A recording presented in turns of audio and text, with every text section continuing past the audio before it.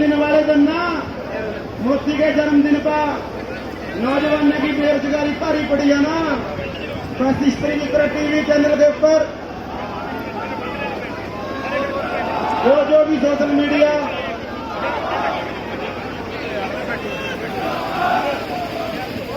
जो भी अपने फोन के ऊपर लाइव देखो कौन कौन सा न्यूज दिखा रहा है, सबनों शेयर करो। खोल ले टेलीफोन मेरे यार, गाना भी तो देखा करो, सारा काम है तो पूरे हिंदुस्तान के अंदर फैलेगी।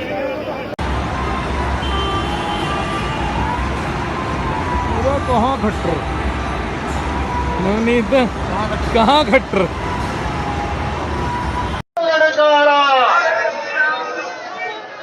कैप्टन मोदी बादल गांधी धक्केशाही मुर्दाबाद,